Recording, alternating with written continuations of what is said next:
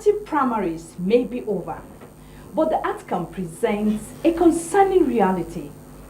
Across Nigeria's 22 registered political parties, fewer women emerge as candidates for elective positions. Current projections suggest that women could occupy as little as 2.7% of Senate seats after the 2027 general elections. But beyond the numbers, what does this continued underrepresentation of women in parliament mean for Nigeria's democracy and development? Who shapes the laws and policies on healthcare, education, security, economic growth, and social welfare when half of the population is largely absent from the decision-making table? To help us unpack these issues, I am joined by Austin Aigbe, a civil society advocate and former senior program officer at CDD West Africa. He has extensive experience promoting gender equity, democratic governance, and electoral integrity. Welcome to Gender and Parliament. I am Ladibala. Stay with us. When we return from this short break, we will get to know more about our guests and begin this important conversation. Austin Aigbe has devoted his career to promoting inclusive governance, electoral integrity, and meaningful political participation. His work also explores the impact of online disinformation on public discourse, leadership, and policy making. A former program manager with the International Republican Institute, he holds a master's degree in international development from New York University's Rebot Wagon Graduate School of Public Service. He is currently pursuing doctoral studies at both the Abuja Leadership Center, University of Abuja, and the Department of History and War Studies, National Defense Academy. A fellow of the Ford Foundation International Fellowships Program and a member of several professional bodies, Austin Aigbe brings a wealth of knowledge and practical experience to our discussion on gender, democracy, and inclusive development. Mr. Austin Aigbe, welcome to Gender and Parliament. Thank you so much. Indeed, it's our delight to have you on this show, given your background as a gender activist, an advocate for good governance and electoral integrity. We have a very serious problem at hand. I call it problem because it's an issue that has continued, to come up each election cycle. And 2027 election is just by the corner, and political parties have concluded their primaries. So I just need you to help us unpack, some of the fallout of this primary. We are looking at the issue of from primaries, to parliament, the number of women that won the primary election that has just been concluded by about 22 political parties. And we observe that the numbers have actually, So using your civil society lens, can you help us make sense of all of this? Because we have decades and years of engagement, advocacy, for the need for women inclusion, in governance, and particularly political parties. Very abysmal. Yeah. Yes, I agree with you. It's a very worrying concern. I recall during the days of Olusegun Obasanjo, at some point in 2003, then 2007, there was an increase in the number of women. Again, due to an individual, because of one human effort who preferred to increase that number. We saw an increase in 2007 election. Then former President Goodluck Jonathan tried to do same in 2011, and then we began to see some nosediving in 2015, and what you are going to have in 2007 will be view. You know why? Consensus process in our party system is the biggest challenge to women in political participation. And I'll tell you why. After the 2019 elections, a group of civil society organizations, strong individuals who wanted to pursue inclusive system, came together to interrogate the fallout of the 2019 election. What went wrong? Why did the number of women drop And in the course of doing that, everybody talked about all they did. The women came together. This is what happened. We identified critical issues. Number one, this kind of issue within the political party system. The issues around disinformation, which we call gendered disinformation. Issues around financial capacity.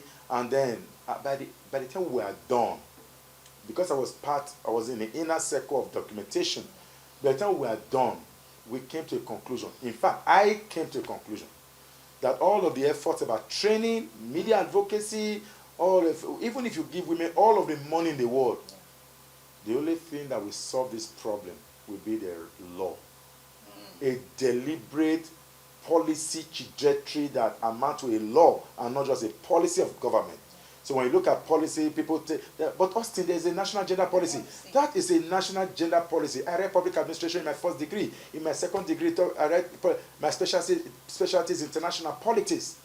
There is a difference between idealism and realism. In this case, the idea is that, oh, women should be, but no, it doesn't happen like that.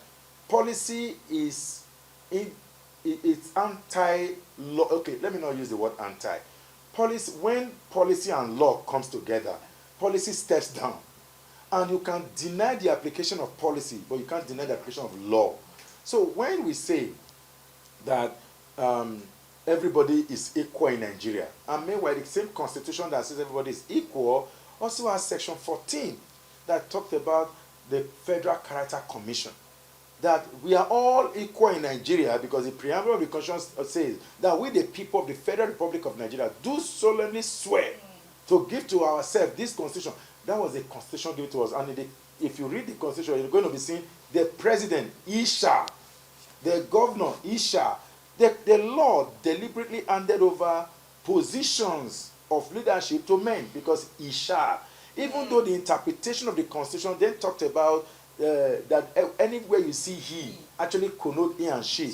One of the arguments I've made is, okay, let's bring it back to say she shall, so that by the interpretation we can say anywhere you see she can be he and she, but nobody is talking about that. Or use the two interchangeably. No, in case they don't want to, but in law, so we have argued that why don't you use the word the person?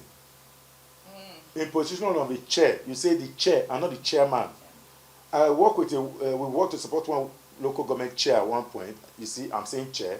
But the woman said, no, she's not chair. She's a chairman. Because she's like happy to be occupying the position of a man.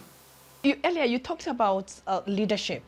That leadership is all that it's required, to ensure that this gap, on women inclusion, particularly in parliament, is breached. And you did make reference to former President Olusegun Obasanjo, who, during his administration, actually that we saw, a good number of women, given opportunity, both elective and appointive. Yes. And Nigeria, at least for the first time, were able to celebrate, and then the numbers kept going there. Are you now saying that the subsequent leaders that we have in the country, their body language, or they do not subscribe to seeing women, being empowered in the country? And you talked about law. The law, like you said, we have the gender policy, and Nigeria has signed, is a member, it has signed so many treaties and conventions, that speaks to the issue of women inclusion and participation in politics. The special seat bill before the National Assembly, because you said the law is all that is required, will the special bill, if it eventually sees the light of the day, of which we learned that it is very soon to pass through the second reading, will that really address the issue? So the special seat bill is a constitutional alteration bill.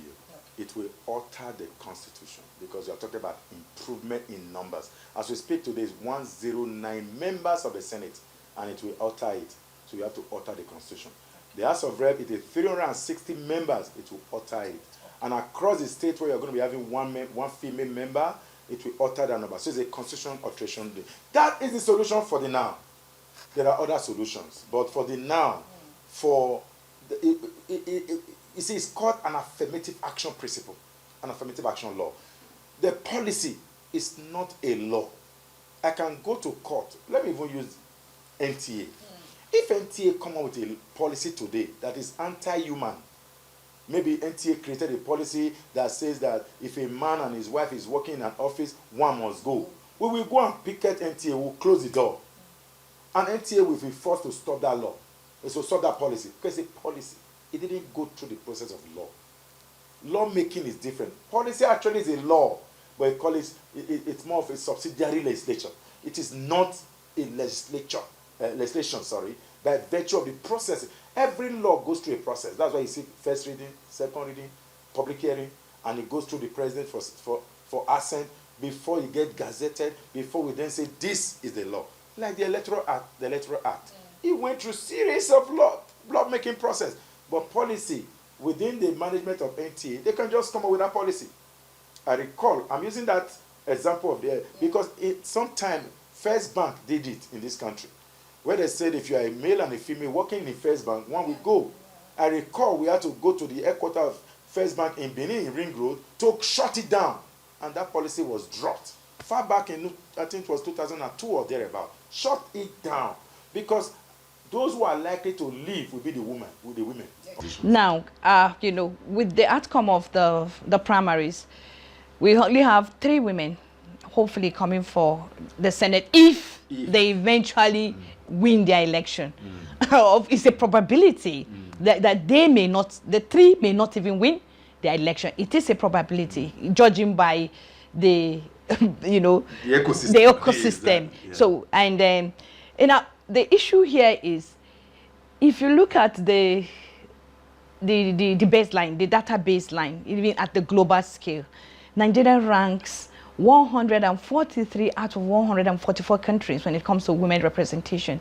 And we now have our leaders, I don't even know how to put it, because the members of House of Representatives, the National Assembly are there to represent the interests of the people. And if almost 50% of the population, their interest is not represented, I wonder what kind of democracy we are practicing in Nigeria. I guess it's something that should bother any right-thinking human being. In this 21st century, we should go beyond just these rhetorics that's supporting women, and then when it comes to action, we don't see that action. The gatekeeping starts right from the political parties. Almost all the major political parties, they also have a policy that speaks to the issue of women inclusion, even at the party structure level.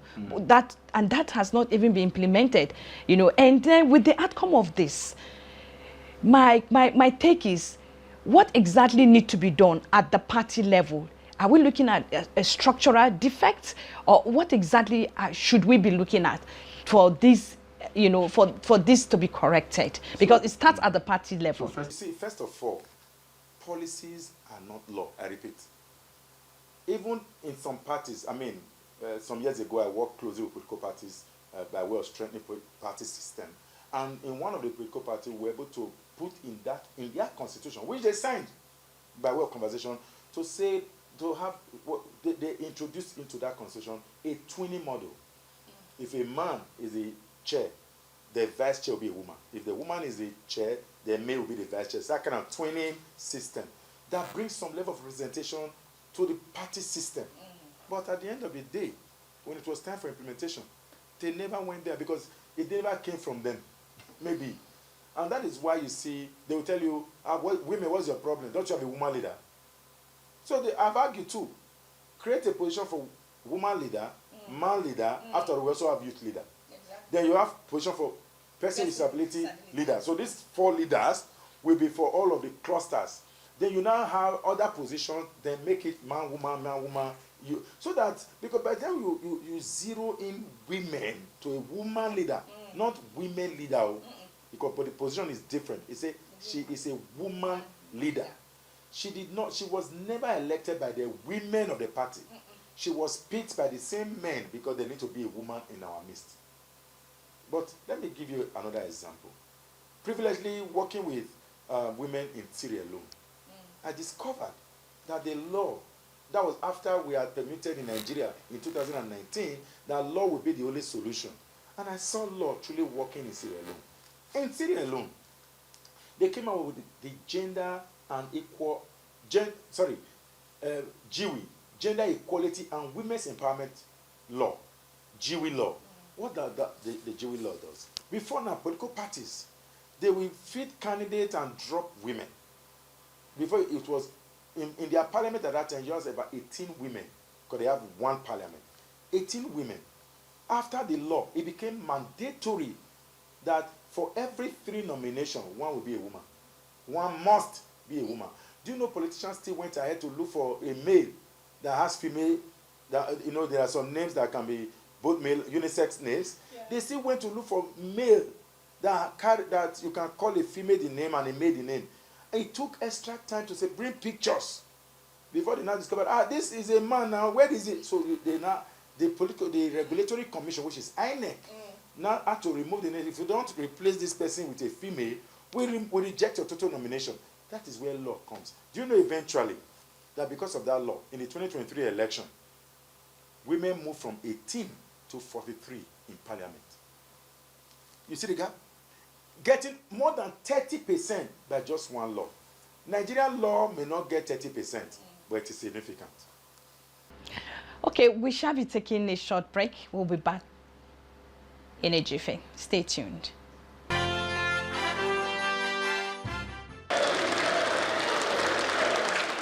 Where decisions are made and Nigeria watches, from heated debates to national decisions, from your local constituency to the chambers of power.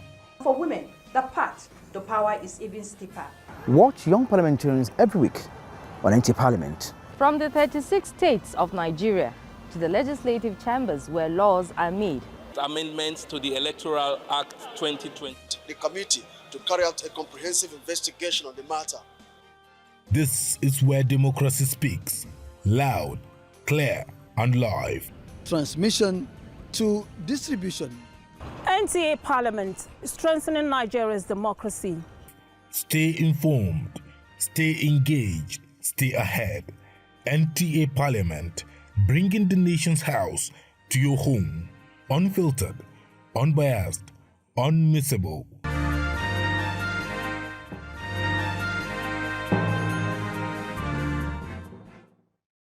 Welcome back. If you're just joining us, this is Gender and Parliament, and we have in the house today a gender activist, an advocate for good governance and electoral integrity, Mr. Austin Aigbe.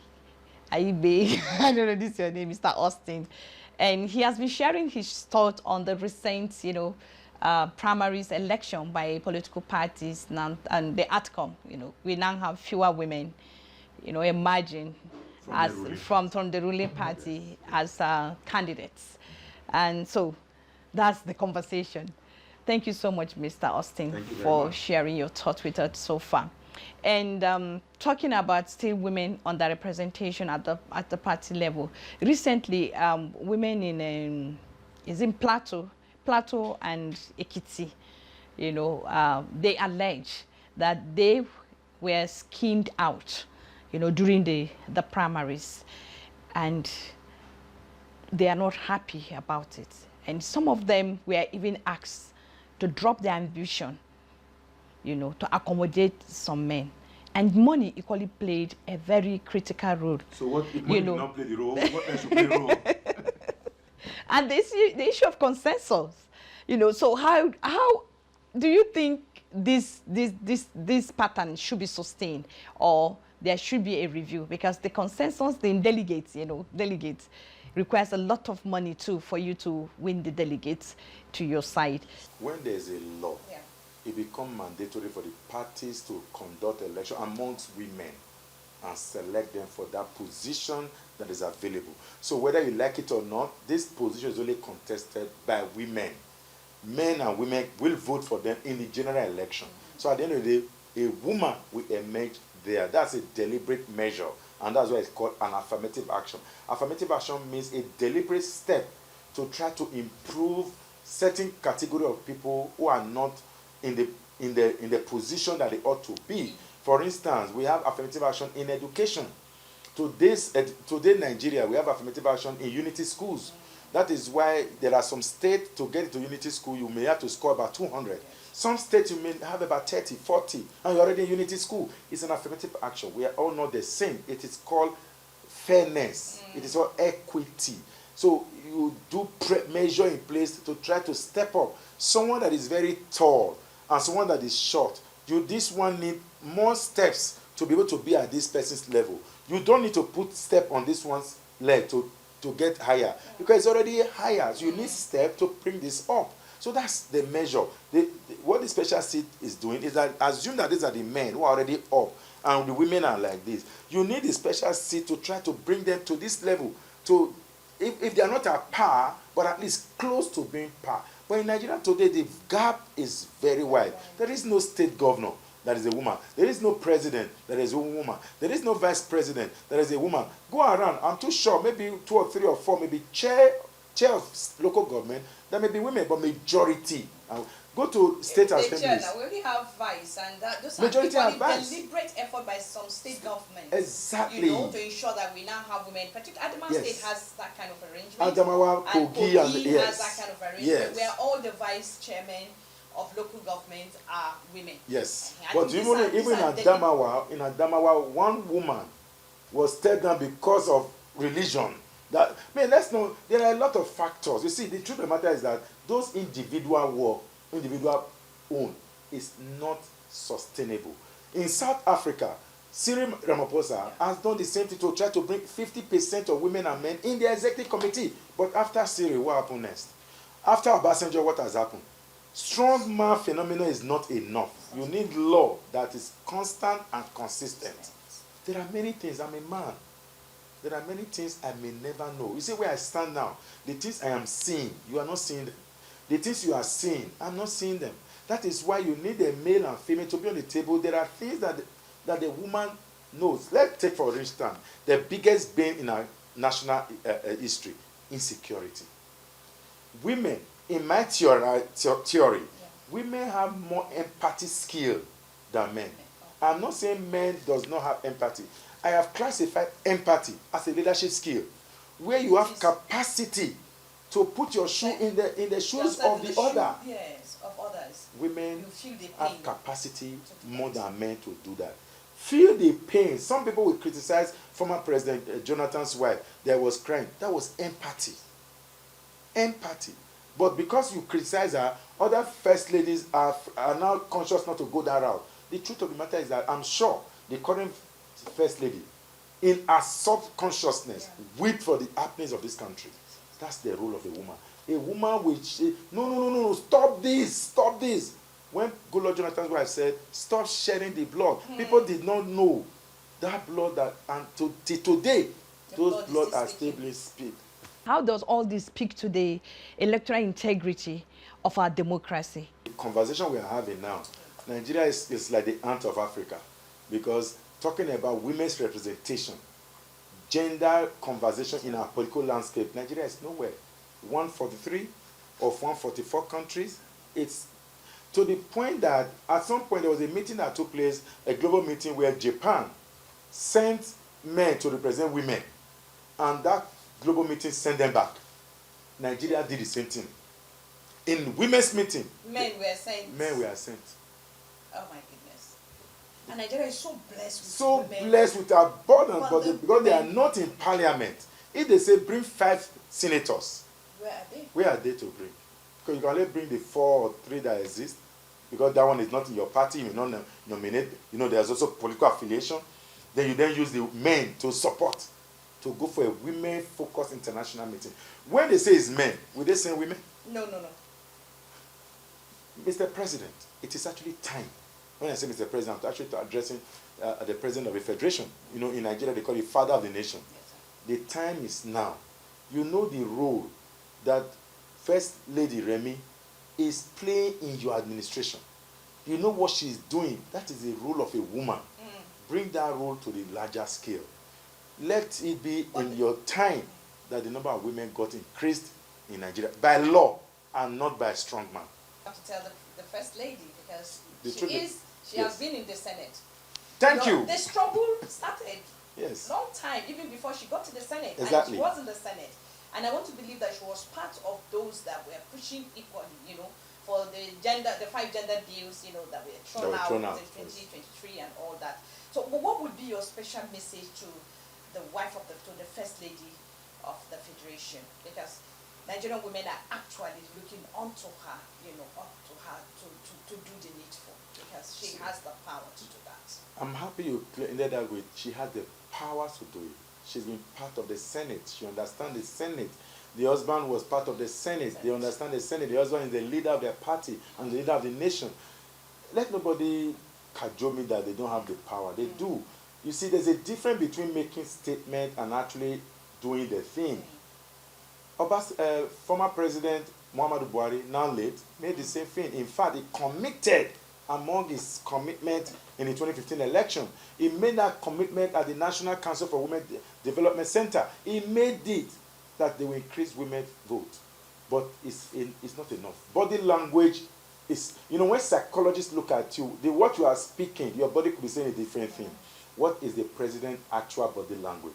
But I actually think that Her Excellency Senator Remi Tinubu, can make a difference at this time.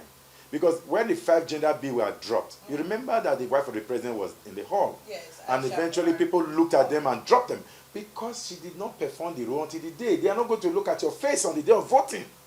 It is what happened before that. A lot of groundwork. It has to go, you have to call them one by one. You have to have a way of reaching out to them. You have to tell your husband, we have 30 votes now, commitment, 30 votes. We need, for the Senate, you need minimum of 83. To sail through, we have 50 now, we need 35. Well, you write them out. Mr. President, this is it. I don't think that this person, please call him for me. Call him and say, Your Excellency, please talk to him. Because that was what Asia Buhari wanted to do, but she did it too late. And that is what the president's wife, as of this time, because she was in that parliament when that thing happened. So she knows how it happened. She knows apparently those who voted against, they can reach out to them. If they are back in the Senate, reach out to them. Thank you so much, Austin, for coming on Gender and Parliament and for sharing such valuable thoughts and for breaking it down, you know, for viewers to really understand the issues on the table, particularly the need for more women inclusion, you know, in our politics and parliament. Thank you so much. Thank you. Hope we'll come back, you will answer us again. Let's demand accountability from our political parties. Let's hold them to account, and also let's demand for inclusive ticket. And as well, it is important that we show up when it really matters. Until we take our rightful place, you know, in the political ecosystem, we will not be able to get the kind of leadership that we truly need and we truly deserve for a better Nigeria. And it is important to also know that we have fewer women in the parliament. It isn't, you know, a women's issue. It is a development issue for all of us in Nigeria. And that's just the outlook of Gender and Parliament today. I really want to thank you for watching. I am Ladibala. Let's do this again next week. Goodbye for now.